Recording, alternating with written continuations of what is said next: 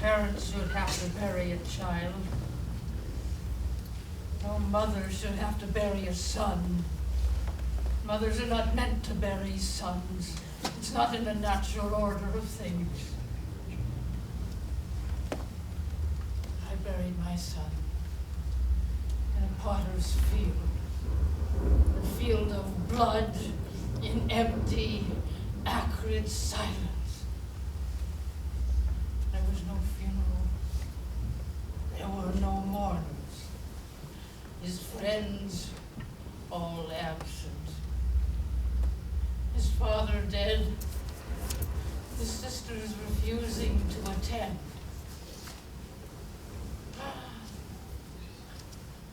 I discovered his body alone.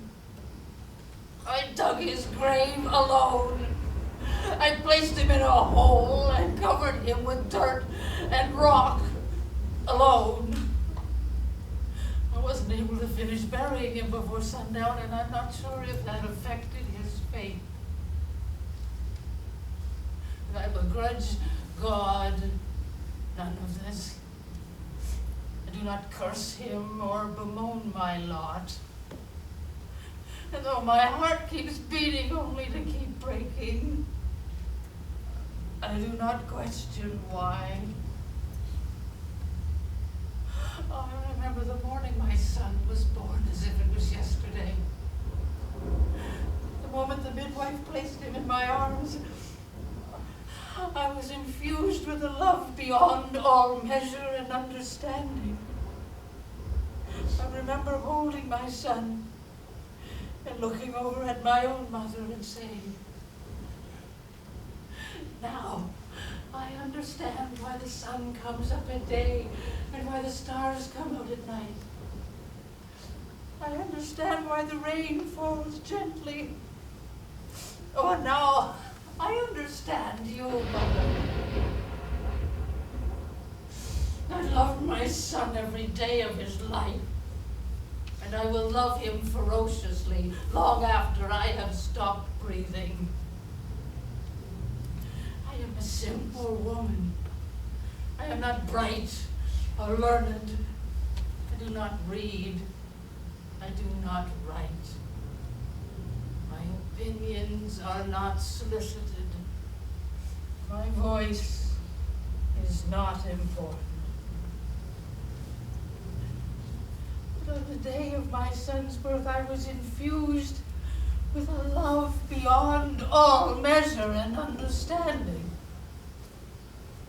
But the world tells me that God is in heaven and that my son is in hell. Well, I tell the world the one true thing that I know. If my son is in hell, there is no heaven. Because if my son sits in hell, there is no God.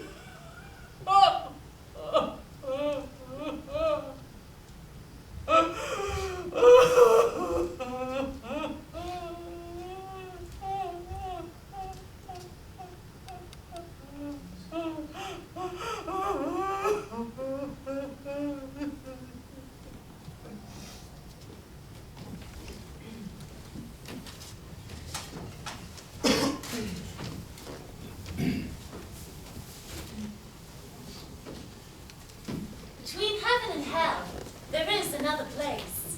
This place, Hope. Hope is located right over here in downtown Purgatory. Next case! Now, Purgatory, contrary to popular belief, has got plumbing, bodegas, and they even got a movie theater and a little park where people can walk the dogs at.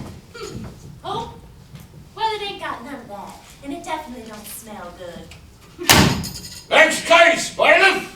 I've been working here in Hope for 2.5 years. That's how I got these wings. And I wouldn't trade nothing for these wings. I can fly with these wings. At night, I fly down to Earth and I watch my littlest baby boy sleep. He's 7. And he's got a picture of me on his wall right in between Shaquille O'Neal and the Incredible Hulk. Well, then I go fly downtown to my oldest baby girl's house. And I watch my grandchild, Little Bit, sleep. Most nights, I could see my oldest baby girl with her feet in a pot of hot water, always studying books. And I'll stick around to see her man Winston come home late at night from work, always with a muffin or a hamburger for my baby girl. Winston's love for my baby girl is written all over his face. I was wrong about him. I always thought he was shifty. When I go back to heaven, I tell my husband, Delane, all about it. Now, Delane don't like to fly, but he likes to hear the stories, and he likes the way I look when I get back from Earth all windblown. Now, hope, well, it changes with the times, but it stood always as God's gift to the last of his children.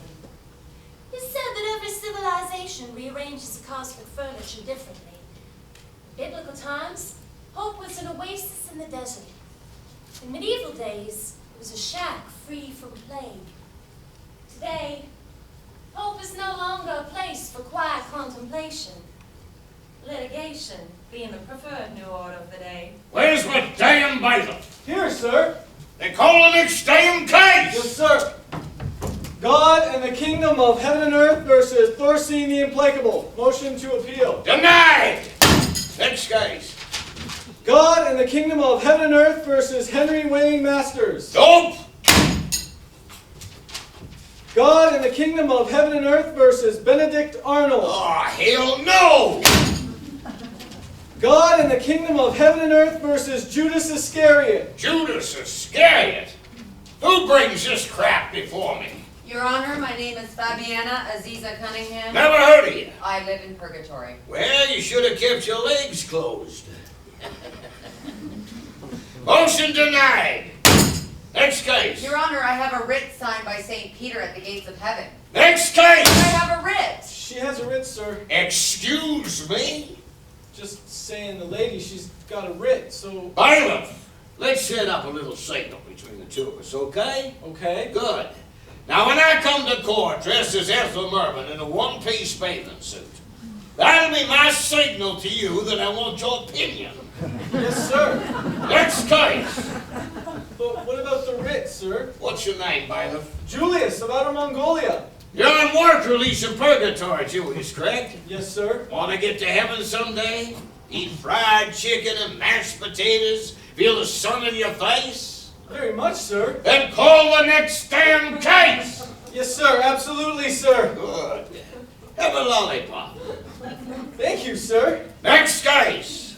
But, like, the writ, sir. Bailiff! Your Honor, if I may, Who speaks before me? it is I, Yusuf Akbar Wahid al-Nazar Gamel El Fayoume, Who the hell are you? an attorney, great sir, willing and able to prosecute this sham of a case and defend the gates of heaven and the kingdom of God against this big shenanigan of a so-called great, handsome sir. Look no further. Yusuf Akbar Wahid al-Nazar Gamel El Fayoume is a beacon for justice. A beacon, eh? May I approach you? The bench? Yes, please. Yes, of course. And what a lovely bench it is! Splendid and sturdy, like the great derriere that rests upon it. Your Honor, I received wind of this so-called writ several weeks ago, and I've been preparing night and day to refute the allegations it contains. Your Honor, let the record reflect I have no opposition to Mr. Al-Fayoume here. Speak when spoken to. Do not bait this great man, lady. He presided over the appeal of Attila the Hun when you were nothing more than a cheap shot of whiskey on your great-great-grandfather's first unpaid bar tab. Well said. Forgive the outburst. You got a license to practice, Mr. Al-Fahida? A license.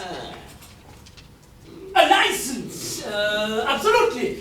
Submitted for your most discerning approval, eminently great sir. Sir, his name is El Fayoume. What? You called him El Fajita. Just give me my glasses. You're wearing them. My other glasses! Oh,